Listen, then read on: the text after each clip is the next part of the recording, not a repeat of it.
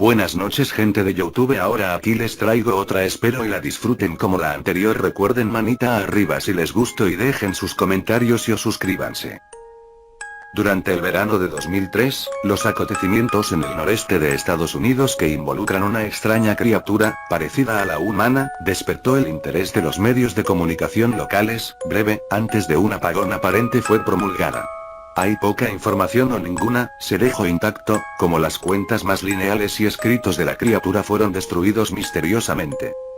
Centrada principalmente en la zona rural de Nueva York y una vez que se encuentra en Idaho, autoproclamados testigos contaron historias de sus encuentros con una criatura de origen desconocido. Las emociones van desde niveles extremadamente traumáticos de miedo y malestar, a un sentido casi infantil de alegría y la curiosidad. Mientras que las versiones publicadas ya no son de la historia, los recuerdos se mantuvieron poderosos. Varios de los involucrados comenzaron a buscar respuestas en ese año.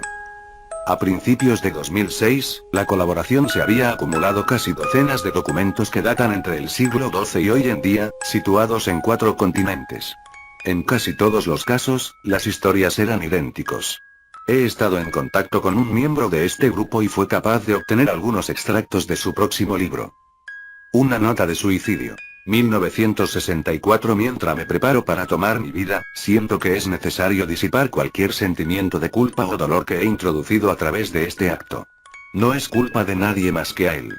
Una vez me desperté y sentí su presencia. Otra vez me desperté y vi su figura. Otra vez me desperté y escuché su voz, y vi sus ojos. No puedo dormir sin que me aterre lo que podría pasar la próxima vez al despertar. No puedo despertar nunca más. Adiós. Encontrada en la misma caja de madera donde había 2 sobres vacíos dirigidos a William y Rose, y una carta suelta personal sin sobre. Querida Linnie, he rezado por ti. Él te ha dicho tu nombre. Una entrada de diario, traducida del español. 1880. Tengo la experiencia del mayor terror. He experimentado el mayor terror. Veo sus ojos cuando cierro los míos. Sus ojos negros. Me miraron y me atravesaron. Sus manos mojadas. No puedo dormir. Su voz, texto ininteligible. Un navegante registro.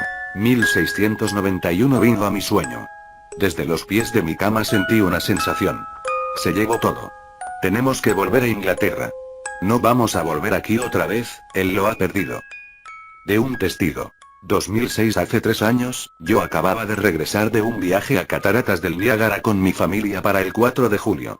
Todos estábamos muy cansados después de un largo día de conducir, por lo que mi esposo y yo pusimos a los niños en la cama y lo llamó una noche. A eso de la 4 am, me desperté pensando que mi esposo se había levantado para ir al baño. Usé ese momento para robar a las sábanas, solo para despertar a mi marido en el proceso. Me disculpé y le pregunté que si él se había levantado. Cuando se volvió hacia mí, él abrió la boca y sacó los pies del extremo de la cama tan rápido su rodilla casi me tiró. Entonces me agarró y no dijo nada. Después de adaptarme a la oscuridad, fui capaz de ver lo que causó la reacción. A los pies de la cama, sentado y a espaldas de nosotros, había lo que parecía ser un hombre desnudo, o un gran perro sin pelo de algún tipo. Su posición corporal era inquietante y poco natural, como si hubiera sido golpeado por un coche o algo así. Por alguna razón, no me asusté, más me preocupaba su condición. En este punto, yo pensaba que teníamos que ayudarle. Mi marido está mirando por encima de su brazo y la rodilla, enclavado en posición fetal, de vez en cuando mirando a mí antes de regresar a la criatura. En una ráfaga de movimiento, la criatura rodó por el lado de la cama y se arrastró rápidamente en una especie de agitado y extraño movimiento a lo largo de la cama hasta que estaba a menos de un palmo de la cara de mi marido. La criatura estuvo completamente en silencio durante unos 30 segundos, o probablemente más cercano a 5, parecía mucho más, solo mirando a mi marido. La criatura entonces puso su mano en su rodilla y corrió al pasillo, que conduce a los cuartos de los niños. Grité y corrí hacia el interruptor de luz, planeando ir a detenerlo antes de que dañara a mis hijos. Cuando llegué al pasillo, la luz era suficiente para verlo agachado y encorvado sobre unos 20 metros de distancia. Se dio la vuelta y miró directamente a mí, cubierto de sangre. Encendí la luz y vi a mi hija Clara. La criatura corrió por las escaleras mientras mi esposo y yo corrimos para ayudar a nuestra hija. Ella estaba muy mal herida y solo habló una vez más en su corta vida. Ella dijo: él es el rastrillo. Mi marido conducía su auto en un lago de la noche, mientras que llevábamos a nuestra hija al hospital, pero no sobrevivo. Al ser la ciudad pequeña, la noticia corrió bastante rápido. La policía al principio estaba atenta, y al diario local tomó mucho interés. La historia nunca fue publicada y las noticias de televisión local sin más trámite tampoco. Desde hace varios meses, mi hijo Justin y yo nos alojamos en un hotel cerca de la casa de mis padres. Después decidimos volver a casa, empecé a buscar respuestas a mí misma. Finalmente he localizado a un hombre en el pueblo de al lado que tenía una historia similar. Nos pusimos en contacto y empezamos a hablar de nuestras experiencias.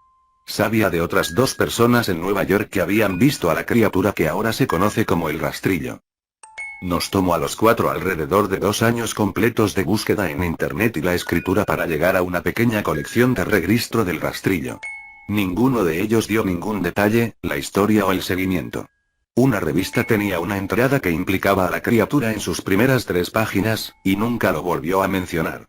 Registro de un marinero no explicaba nada del encuentro, diciendo solo que se les dijo que fueran por el rastrillo. Esa fue la última entrada en el registro. Hubo, sin embargo, muchos casos en que la visita de la criatura era de una serie de visitar a la misma persona.